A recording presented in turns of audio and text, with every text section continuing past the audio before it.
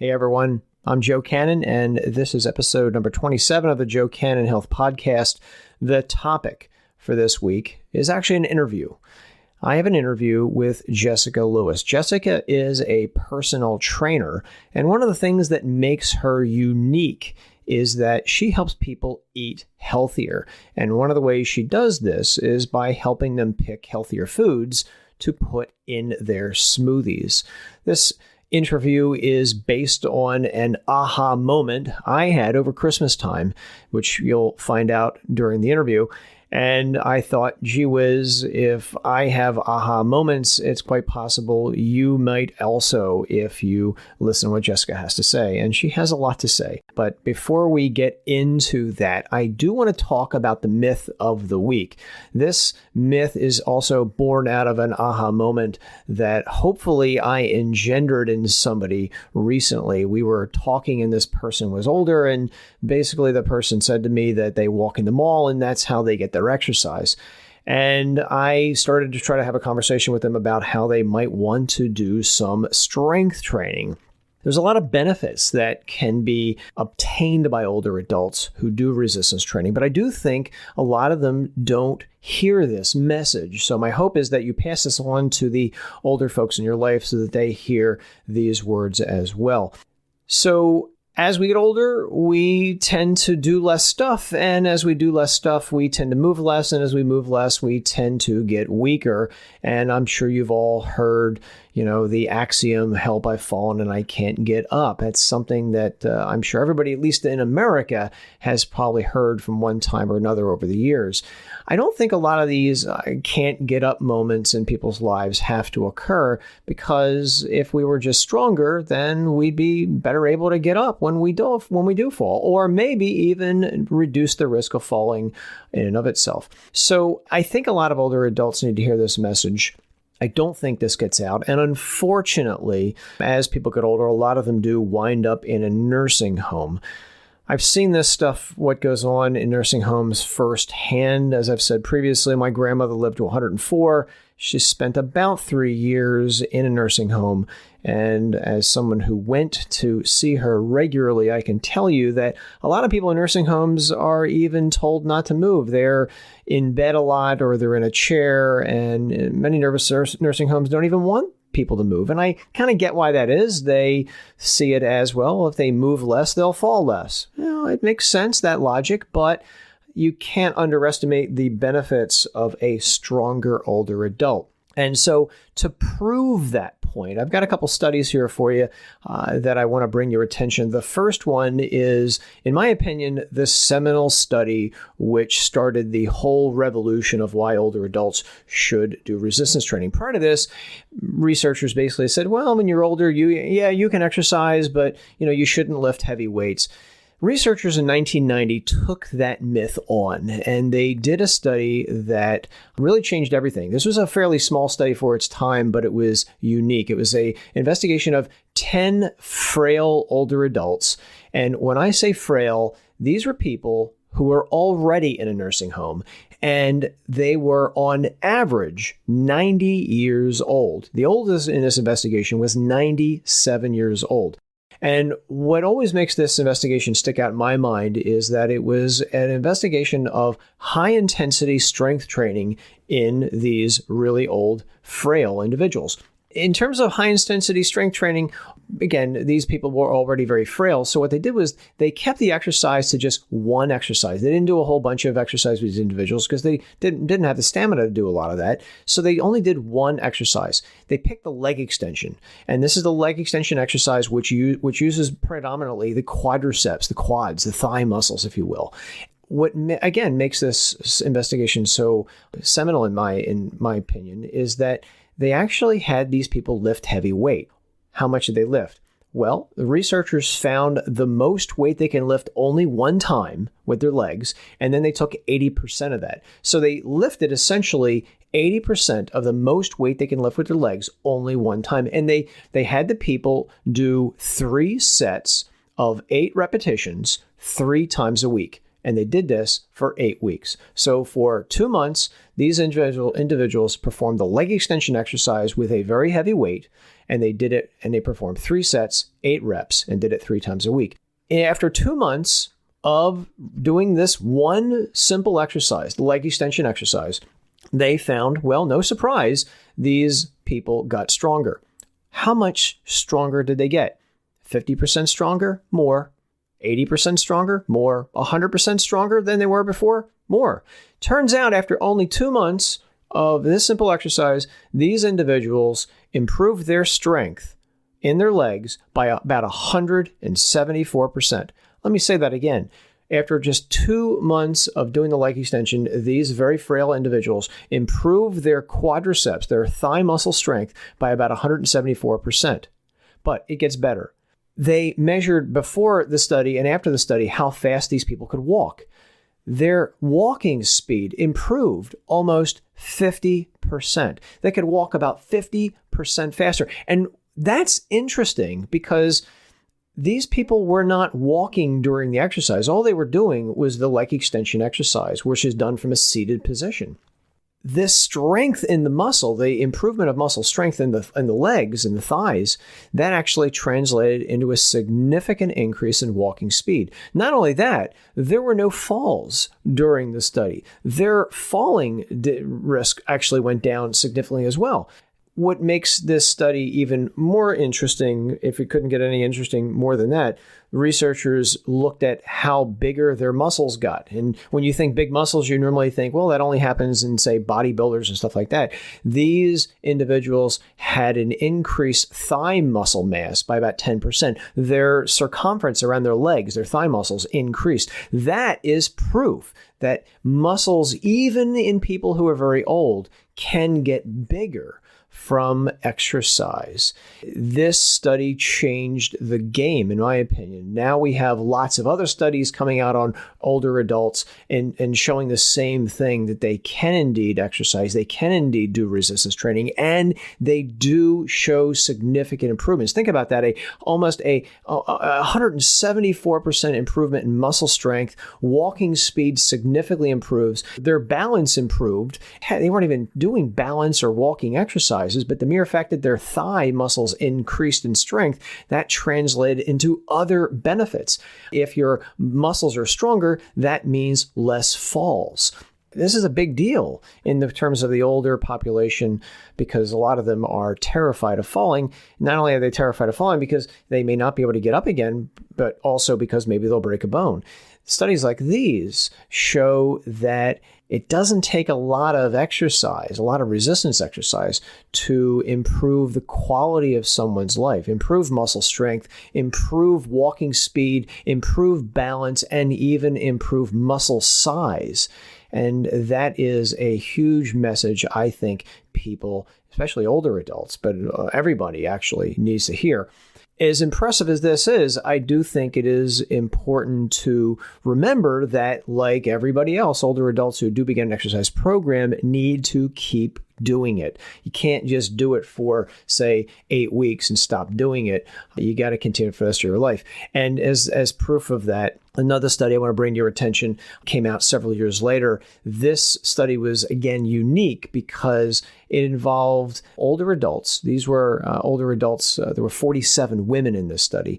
They took these women, they split them into 2 groups. One group performed exercise for 1 solid year. They worked out for 1 year on a regular basis. And in the other group, they just said, just continue on your own, do what you're going to do, and don't change anything else. They were the control group. And no surprise, after 1 year, the women in the exercise group, their fitness improved. They got stronger, and a whole lot of other improvements happened.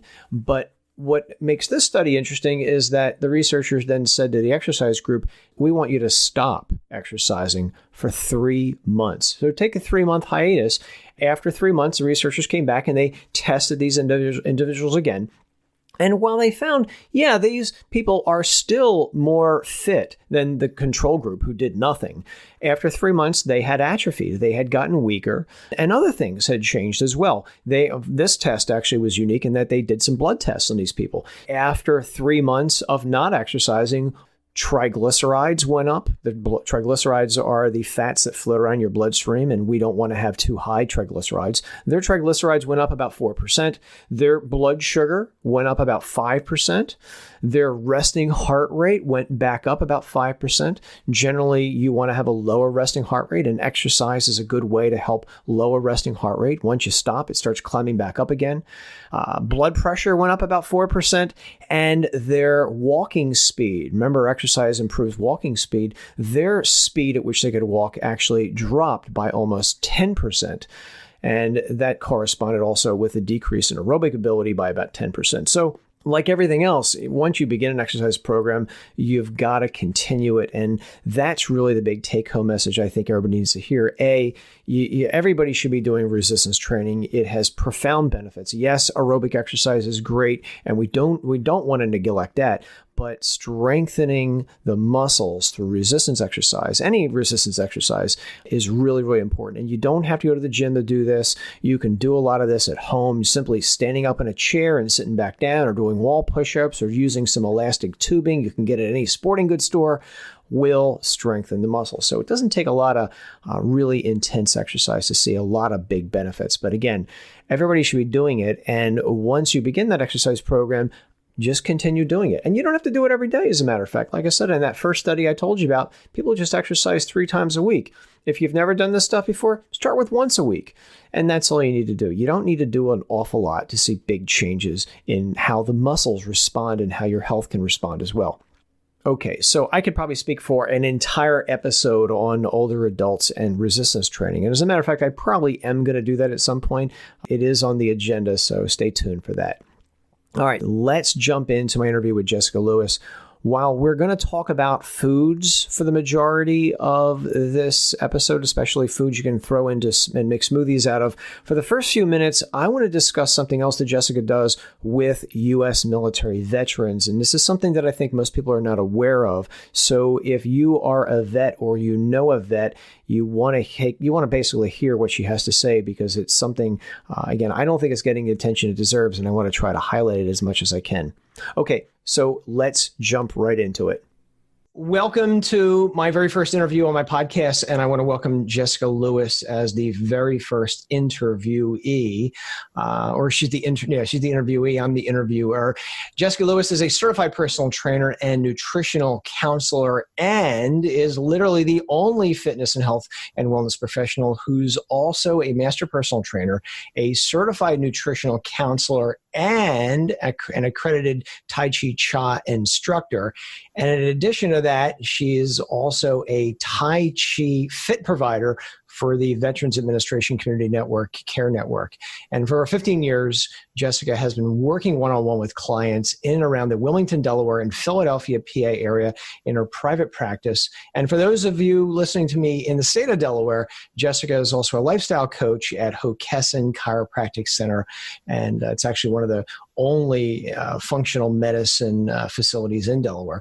And in addition to all that, something I did not know is that, Jessica, you are also a first-degree black belt in Tang So Do Karate. I have never known that before, so that's kind of neat. Did I get everything right? I think so, yeah. Okay, very good. Yeah, one thing you didn't say, though, Joe, is that I was certified as a personal trainer by you. Yes, you were. Yeah. And I am a very grateful student of yours, a follower of yours, and I consider you an incredibly important mentor to me. And I'm really honored that I'm your first interviewee. So what I want to do today is focus mostly on the smoothies and nutrition and stuff that you do one-on-one with people. And you have a bunch of videos on your website, which I'm actually going to link to in the episode notes for people who want to check you out after this. But before we get into any of that, I wanted to start off by talking about something you do. It's very interesting that I don't think people are aware of. You work with veterans in terms of teaching them Tai Chi and helping their exercise. Can you tell people more about that? Because that's actually pretty unique. It is very unique because this is a brand new federal program, actually.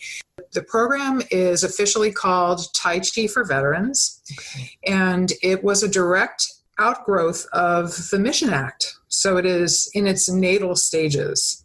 And what's really cool about that is that I was recruited, back when it started. And there are, I don't know exactly how many folks are incorporated into this network of teachers right now, but I'm guessing it's a couple of hundred. But as of today, there's still only 3 or 4 of us that are actively teaching because, like all military operations, it's being rolled out in stages. And it just so happened that Delaware was in phase 1 of stage 1, and karma's funny. So, but I am so profoundly grateful to be part of this program because I always wanted to work with veterans. It's been a dream of mine ever since I put together my private practice. I want to say pushing 16 years ago now, to have some sort of impact, create a ripple effect on the way we all define the words well-being and health, which often feels like scratching away at a boulder with one fingernail and you're expecting to make a dent. But here's the thing. Just since 9/11, there's over 900,000 veterans in this country. So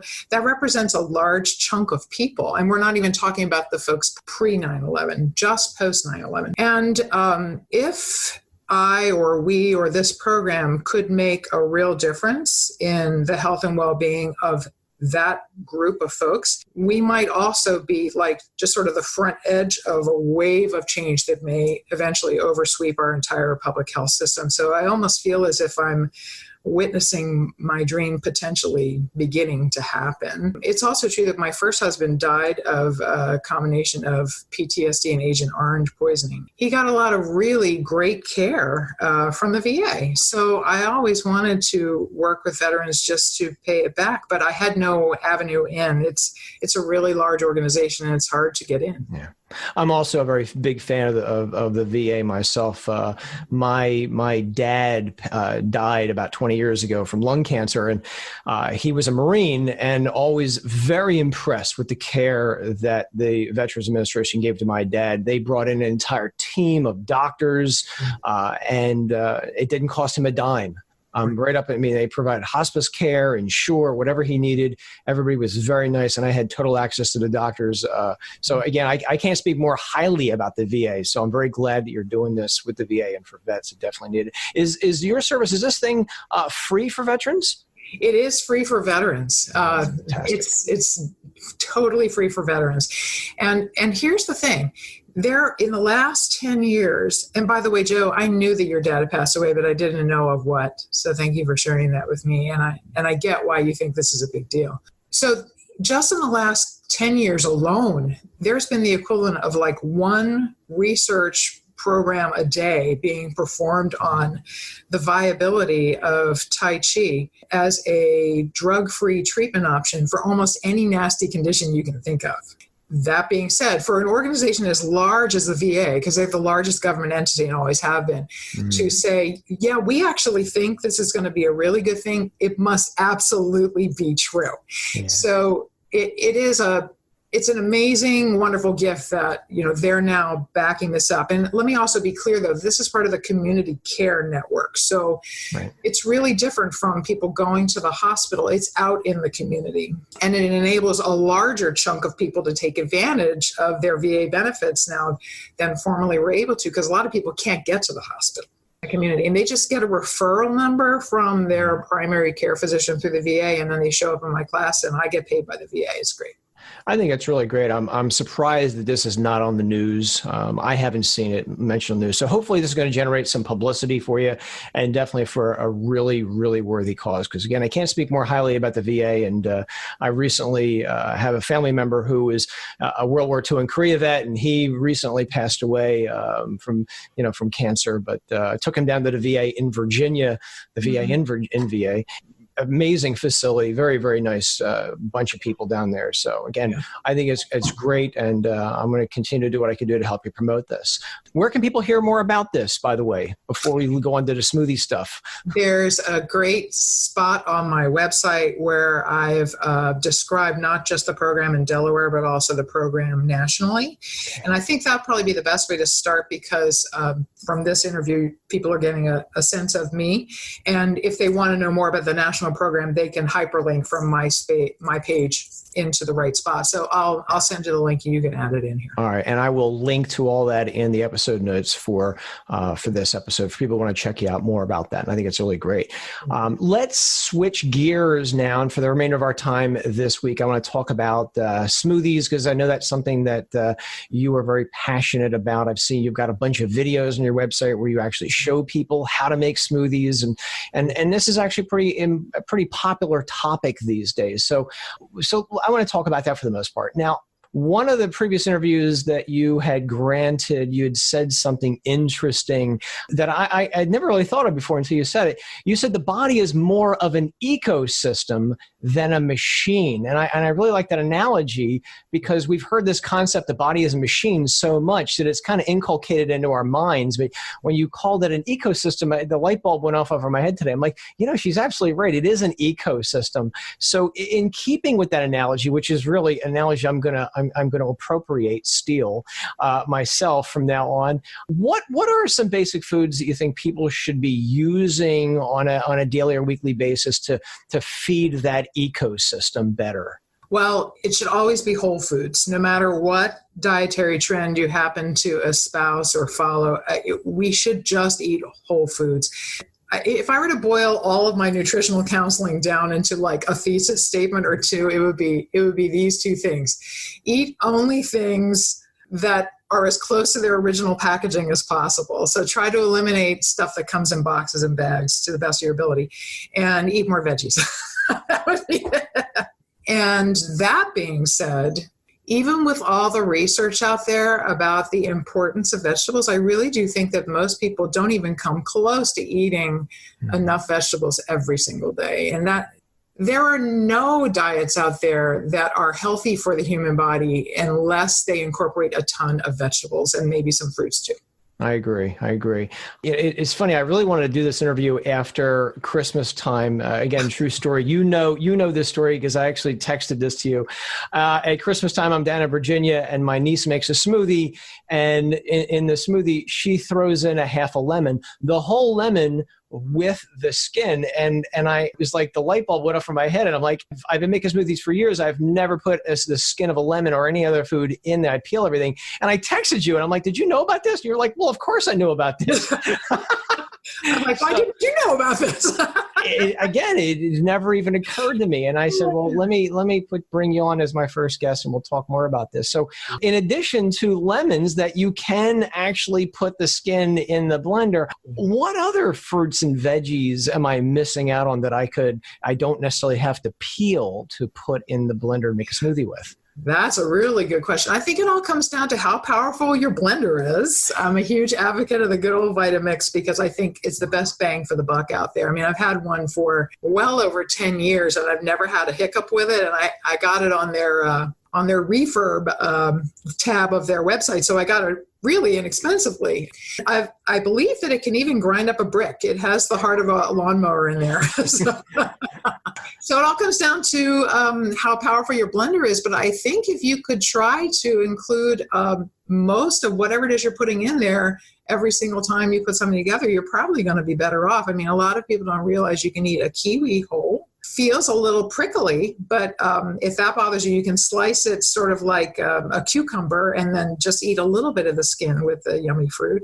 You can definitely eat the whole core of a pineapple, and most people toss that away, but there's way more bromelain in the core than any other part of any other fruit or vegetable, actually. So that's important. You could probably eat the rind. Just play around with putting as much of whatever you're putting into the smoothie in and just see what happens. It's actually a really good point. You mentioned kiwi. I did a review on my Supplement Clarity website a while back on a skin supplement that includes kiwi. And again, I'm glad you pointed that out because it didn't even occur to me you could throw the whole kiwi in there. And, it was actually another question I was going to ask you, but you already let the cat out of the bag. You're a big fan of the Vitamix, as am I. You've had yours for over 10 years. I've had my Vitamix since about 2001 or 2002.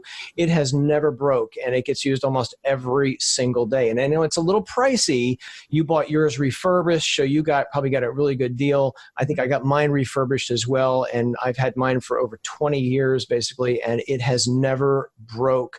I put a lot of crazy stuff in my blender, my Vitamix blender. So yeah, we're both on target with that. It's I think it's going to give you the most bang for your nutrition buck whatsoever. And you can even make soup in it. I've heard. I've never tried to make soup, but the blades move so fast it'll heat things up. Yeah, that's exactly how it works. And I've done when I just like everybody else, I'm very pushed for time, and I have thrown a cooked butternut squash in there and a little bit of coconut milk, and in like less than 3 minutes, it's boiling hot just from centrifugal force. It's amazing. That's amazing. Yeah. And I'm agreeing with you that a lot of people don't eat enough veggies. One of the things, again, people look at me funny when I say I've even thrown lima beans in my my smoothies, but people usually look at me like I'm crazy, but they don't like the taste of veggies. So if they're going to make a smoothie and they're like, okay, Jessica, I'm going to make a smoothie, I'll throw some veggies in there, but I don't like the taste. Are there some other foods they could add to their smoothies that might mask the taste of the veggies so it tastes better?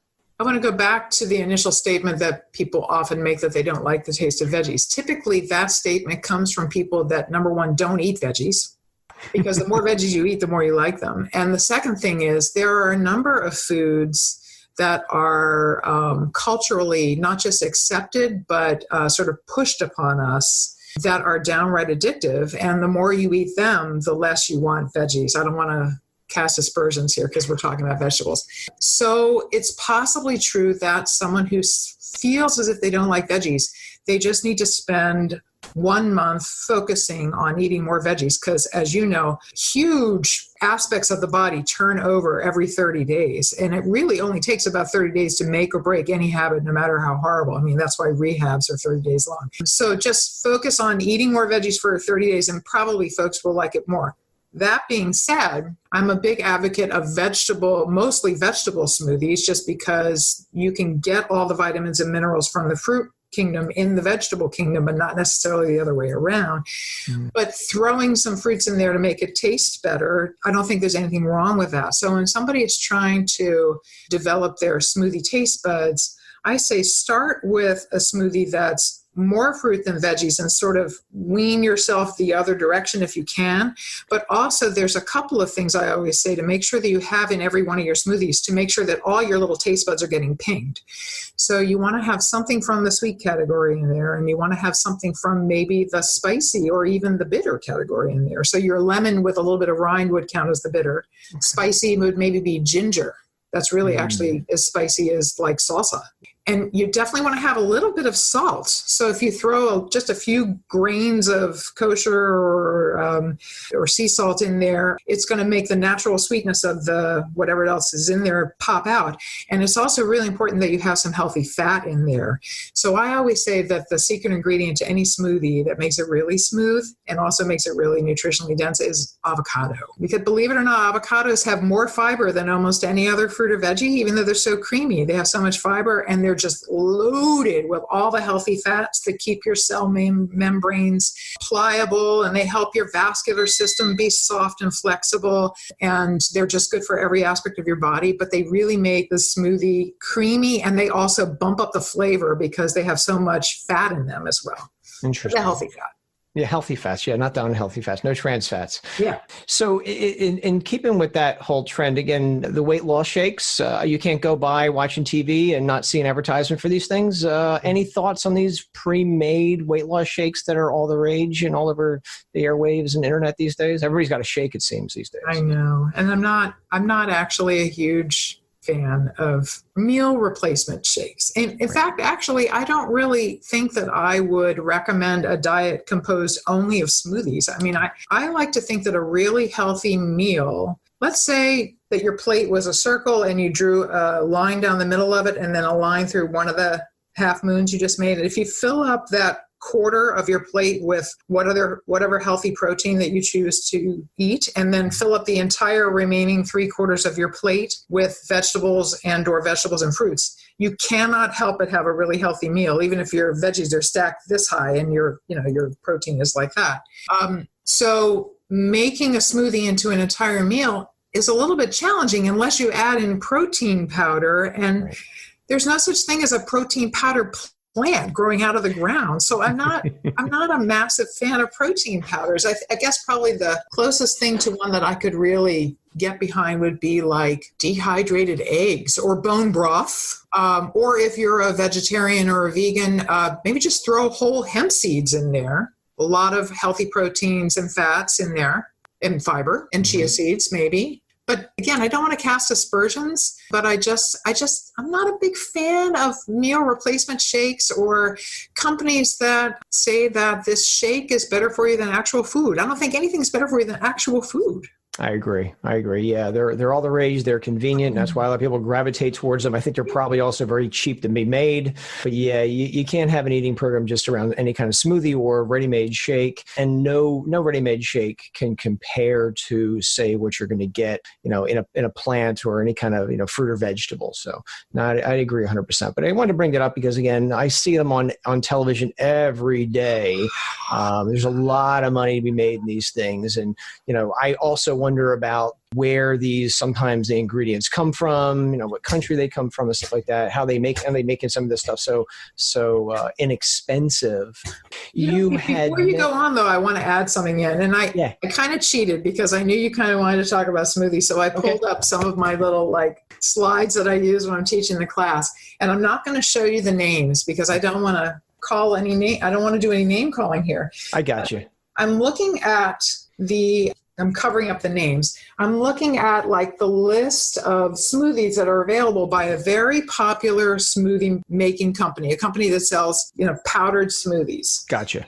And the box that's in green, that's their really healthy ones. And then I'm looking at two that you would think would be the healthiest ones of all. And one of them has ostensibly just apples, kiwi, and kale in them. And the other one has, according to the name of it, berries and carrots. Yeah. But they each have the equivalent of 2 cans of Coca-Cola in one serving. And even if it came from healthy food, that's still an awful lot of sugar. So if someone's drinking that and hoping to get healthier, unless they're having a really, really balanced diet and they're exercising well and they're relaxing well, because I really do think that health is sort of like sitting on a 3-legged stool. You got to do all 3. It's difficult to get there with that kind of a... I agree. Yeah. You mentioned ginger a little while ago. And I think that's something that a lot of people don't really think about when they think smoothies. They think, fruits, and that's about it. What are some spices that people might want to have on hand when they're making smoothies? Because I've added a few spices to mine. They actually do add to the repertoire of what I add to my Vitamix every day. What do you think on all that? Ginger is a definite go-to. It tastes delicious with things that most people would never think about making into a smoothie, like a raw beet. Like the fruit of the beet, the root of it is way better for you nutritionally than the greens if you eat it raw. But the greens, on the other hand, are way better for you if you cook them. But most people wouldn't dream of biting into a raw beet. I mean, it would just be weird. Or it would taste dirty is what it's Yeah. So ginger tastes great with raw beets. It makes actually the sweetness of the beet pop out because you're playing around with complementary flavors. It's almost like colors on the opposite end of a color wheel. Other things that really add to the flavor of things would be raw turmeric.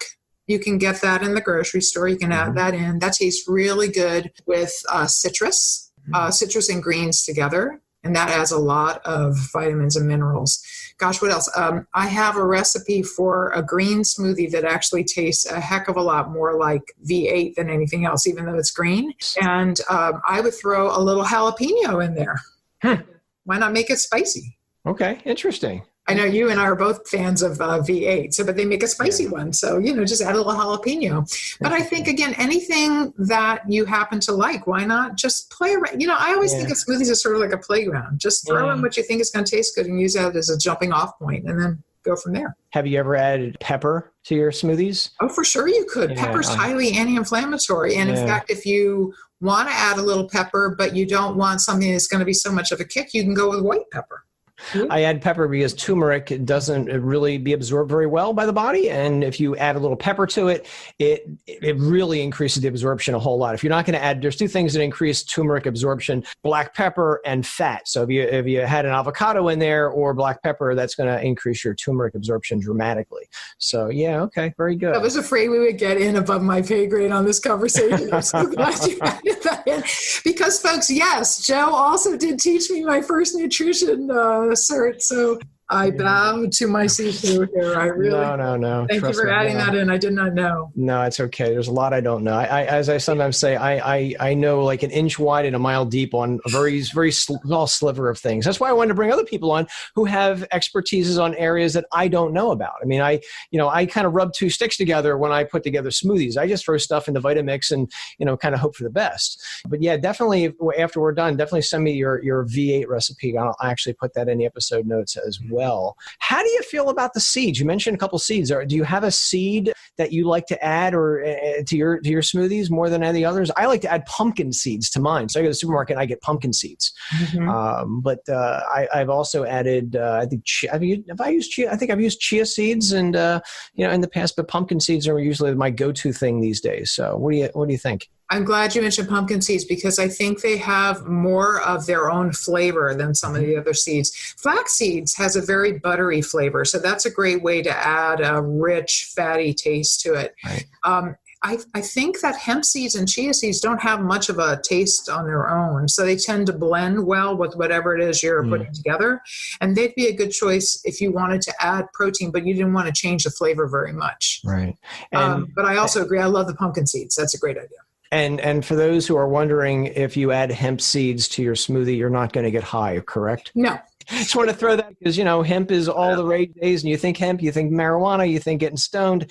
Yeah, it's not going to happen. So I do think that adding chia seeds to a smoothie is a really good idea because people tend to play around with chia a lot and they forget that it expands to 10 times its weight after it's sat in fluid for just a little bit. Is one reason why long distance runners like to eat a little chia before so they don't get dehydrated.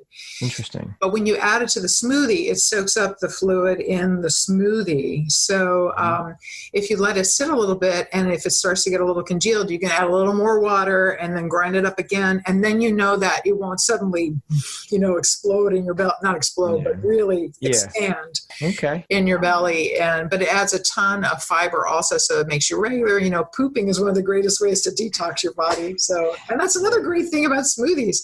Most people are morbidly dehydrated. Yeah. So this is a great way to not only get more vitamins and minerals in the vegetables and fruits, but you're getting the water that's in the vegetables and fruits, and you're getting the water you add in. So it's a great way to cure America's dehydration problem. As you take a drink. And that's actually a really good point because you mentioned the microbiome. Fiber is the food of the microbiome. In the world of supplements, fiber is usually called a prebiotic. Prebiotic is the sexy new age term for fiber. So, you add more fiber to your diet, your microbiome gets healthy. And there's actually research that shows that within less than a month of adding more fiber to your diet, your microbiome actually gets healthier. So it's another added benefit. Well, as you brought that up, because there's, the greatest thing about podcasts and things like this is that sometimes the questions launch us into other areas, is that for a lot of research seems to lead to the fact that everybody would be healthier if they just ate in excess of 25 grams of fiber every day. And that is so easy to do. Yes. When you're eating 9 to 13 servings of vegetables every day, and very few people eat 9 to 13 servings. But if you're eating a smoothie, it's a no-brainer. You start your day off right. If I remember right, Americans, as a rule, get about 12 grams of fiber a day if they're lucky. Most people start off with a bagel and coffee and, hardly any fiber at all in that. So you're right. They get at least the RDA of fiber, which is about 25 to 30 grams a day. They're doing okay. Hopefully some people are listening to us and taking that to heart. But most Americans don't get anywhere close to the RDA, which again, putting things in perspective, that's about 1 ounce of fiber a day. 1 ounce of fiber a day, and most Americans don't even get that. But if you compare like an ounce of Metamucil, which I think is the average serving, to what you're getting when you eat you can't see this, or I guess you can. This is all the phytonutrients and big and small vitamins that they have tracked so far in an apple. They haven't finished mapping it out. Wow. It's over 10,000 ingredients. Yeah. So it's not even apples to apples, pardon the pun, Yeah. when you compare a fiber supplement to what you're getting when you get an actual piece of fruit in your mouth. I agree. Do you prefer frozen or fresh? You have a preference to veggies and fruits? It depends. Like in the summertime, I really like cold smoothies because they're a way to keep cool. Yeah. So frozen is sometimes easier because they're already cold and then your smoothie is automatically cold. Yeah. However, I get around that by sometimes when I get a whole big wad of fresh vegetables or fruits, I just wash them, clean them, and throw them in the freezer, and then they're already frozen. It's a good way of looking at it. Yeah, I think that in general, because fruits and vegetables that are frozen are flash frozen, they're like cryogenically frozen the moment that they are fresh. So in general, you're getting something that is as nutritious as if you were getting something fresh. But I think that is a slippery slope sometimes because you can therefore eat strawberries in the middle of winter if you're using frozen strawberries. And I think that we're just as seasonal as every other beast on the planet. Okay. I mean, our blood thickens and thins throughout the year depending on the season and the moon and the tide and all that kind of stuff. We're like ecosystems. So I think it's important to eat local and seasonal. And that's a little bit harder to guarantee that you're doing when you're eating mostly frozen things. That being said, if you really, really, really, really, really love strawberries and that's the only way you're going to eat a smoothie, then get your frozen organic strawberries in the middle of winter at Trader Joe's. I love Trader Joe's. Yeah. Throw that in there and you'll be healthier because you'll be eating smoothies. Otherwise, you wouldn't eat it. Right. Is there a fruit or veggie that you think most people are not thinking about that maybe they would want to take a look at? It's a tough question. I know. You already mentioned some interesting ones. Kiwi. I don't think most people think about kiwi. And when I go to a supermarket this week, I'm going to grab some kiwis and throw them in my smoothie because I've never thrown a kiwi in a smoothie. I have to be honest with you with that. So that's what got me thinking about that question. Well, I'm not sure if I have an opinion on that, but I do know that in almost every green smoothie that I make, I always try to add at least a little bit of cucumber and celery and parsley because of several reasons. They're all very mild in flavor, and they're all very anti-inflammatory, and they're extremely low in calories. They're extremely high in water, and they're mild in flavor, so they don't change the taste very much. Okay. So it's kind of like I'm just packing it with more nutrition and giving it more volume without changing the taste all that much, and then I can change the taste with whatever else I want to add in. Okay. A lot of people don't realize that broccoli blends very well in all different recipes of smoothies. And we used to consider it a superfood. There's so many good superfoods now. I'm not sure if it still is, but it's just so loaded with vitamins and minerals. So I definitely throw raw broccoli into smoothie from time to time. And people always think that's weird. I like broccoli. It's weirder than lima beans, which are, yummy. Yeah, I like them both. I've actually used that as well. So you've been doing this an awful long time. I'm sure you've heard an awful lot of misinformation out there. Is there a nutrition myth that you think most people need to be aware of that is really a myth? I've heard my share, and there's a lot of them out there. I usually like to talk about a myth in every podcast. I usually start off my podcast by talking about the myth of the week. And I thought, maybe you've heard some myths that I have not. That's a toughie. When just pertaining to smoothies? Or anything, any kind of nutrition myth.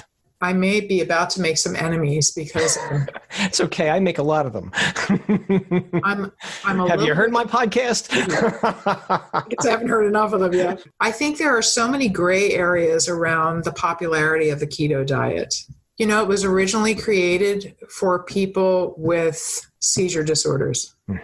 And it's also very effective for people that are so morbidly obese. Absolutely. And I work part-time at a functional medicine practitioner's office. So it's also considered a version of it is considered a potential way to stave off cognitive dysfunction of all kinds. So we have a lot of folks coming into the office that are pretty sick. Sure. But I have yet to meet somebody with a seizure disorder or someone that was so morbidly obese that I would put them on a purely ketogenic diet. That being said, if the ketogenic diet that you're striving to maintain is whole food based and includes fresh whole vegetables, I'm okay with that. But in this country, you'll often see somebody taking a piece of filet and wrapping a piece of bacon around it and calling it good. You know? Correct. Yeah, that's their idea of keto. I think you can do keto healthy, but the way it's usually portrayed, it's it's a steak wrapped in butter, full of wrapped in bacon, and That's the biggest myth that I kind of like to talk about a lot, but it's not really a smoothie myth. I mean, we already kind of touched on the fact that I'm not a really big advocate of living off a diet of smoothies. Right, and I'm with you on that. I mean, they're convenient. I love the taste of them, but you got to eat food. Yeah. You definitely got to eat food. The whole digestion process starts with the chewing. Yes, it does. So if you're swallowing all the time, that may not be a good thing. And then if you look at Ayurvedic medicine, they really don't like you to eat cold food. They don't always like you to eat raw food. Mm-hmm. And I really appreciate Ayurvedic medicine, and it has its merits. Mm-hmm. So there's, the biggest reason why I advocate smoothies is because most people don't eat enough vegetables. And if you're looking for a way to eat more, this is an easy, fast, and tasty way to do it. But again, I'm not telling Americans here, I want you to live off a diet of smoothies. It's just not going to fly. I agree. Yeah, it's a great supplement, for lack of a better term, to eating a better diet. It shouldn't replace eating food. But yeah, for those who are just like, I don't like the taste of broccoli or whatever, but if I mix broccoli with some kiwi or an orange, then I can choke it down. Hey, I'm off of that. So along the same lines, I've often said we live in an ocean of information, and yet, we got computers in our pockets, more powerful than computers that took us to the moon, for goodness sake. But it does seem that Americans in general are more confused now than ever before. What do you think is behind all this nutrition, wellness confusion that, again, I tend to focus on Americans because I'm an American, but I know there's people in other countries listening to us as well, and they may be suffering from some of the same confusion. Why do you think people are so confused about what's the right way to stay healthy, whether it's nutrition, whether it's exercise, whatever? What do you think's behind all that? If there is, that's why I think there's a conspiracy, but why are people, they just don't seem to realize that sometimes the simple answer is the correct answer.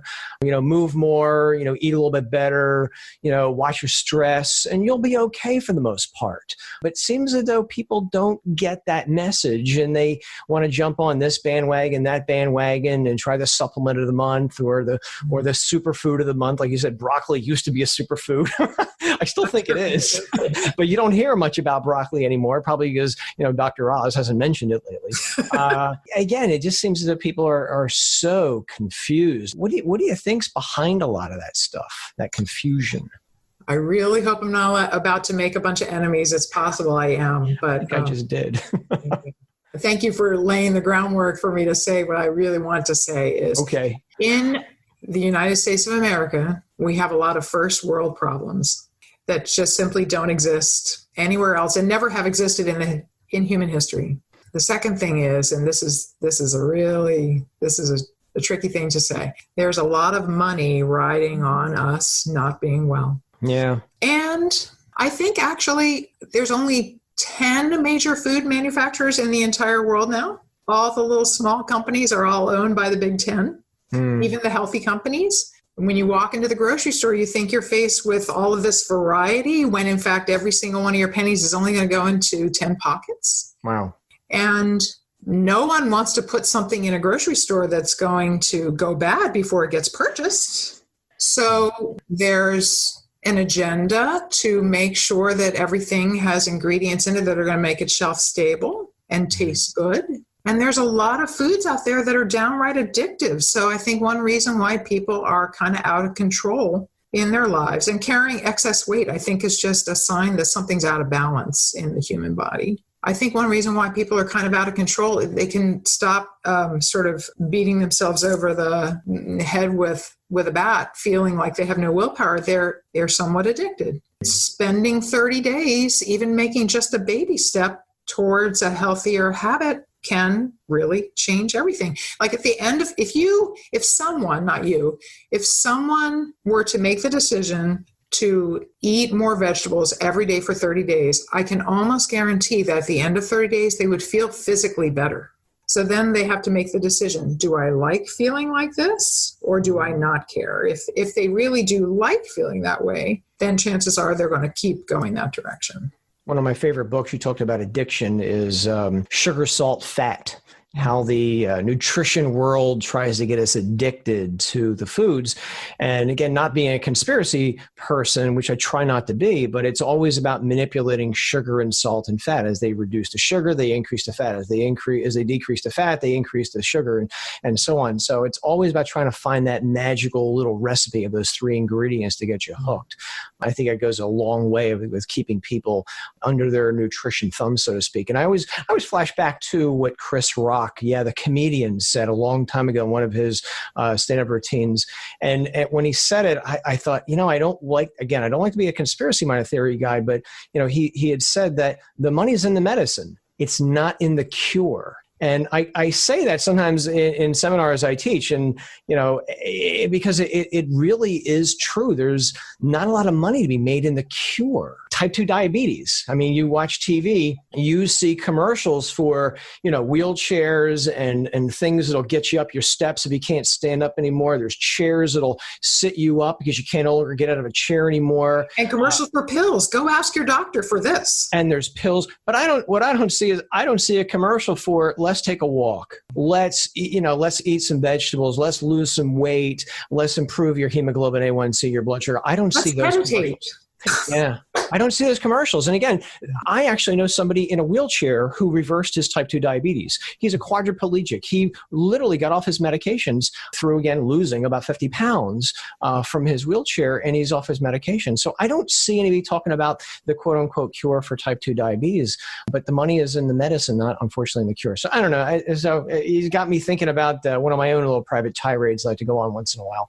So I appreciate that. Well, I bet you remember that the Yale University Medical School did a study a bunch of years ago. I could lay my fingers on it if I had to, that proved Oreo cookies were more addictive than cocaine. I did not know that.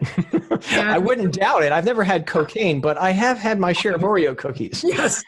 And when you eat one, you really feel like you must have another. But when you drink a smoothie, when you're full, you're done. Yeah. In the sugar, salt, fat book, they called it the bliss point. Yes. The bliss point is where you're in bliss. When you eat or drink something, you're like, oh my goodness, and you're hooked. That's what you're trying to find, the bliss point. But then it goes back to the pleasure centers of your brain and how your body feels. If you can if someone can somehow commit themselves to eating more vegetables for an entire month, they will begin to see that they feel physically better. They may not feel as high as they feel when they eat an Oreo cookie, but everybody likes to feel well. Nobody will ever stick to any healthy lifestyle adaptation unless they like it. The tricky part is finding the thing they like. True. Yeah. Last question. Yes. What would you say to the person who says they don't have a lot of time because they're busy with their work and their lifestyle, and they want some easy steps to improve their health? What are, say, 2 or 3 things they can do right now that at the end of, say, 30 days, they will be better? This is going to sound woo-woo, but I'm going to just throw it out there. Okay. I'd say find a way to get out of your mind, get out of your head for at least 15 minutes every day. Okay. Just in the last 10 years alone, a bunch of really well-known neuroscientists have done some profound work in proving that regular meditation practice regularly can enable you to almost train your well-being, like you're learning a new skill, just by adding that in.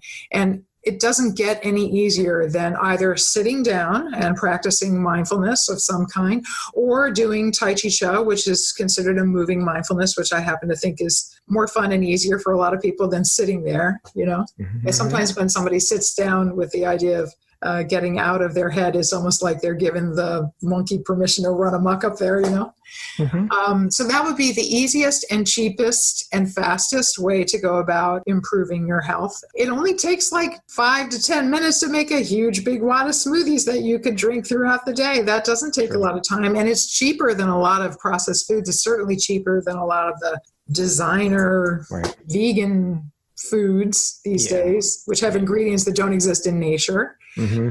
Or get out and take a walk, for Pete's sake. That can't hurt.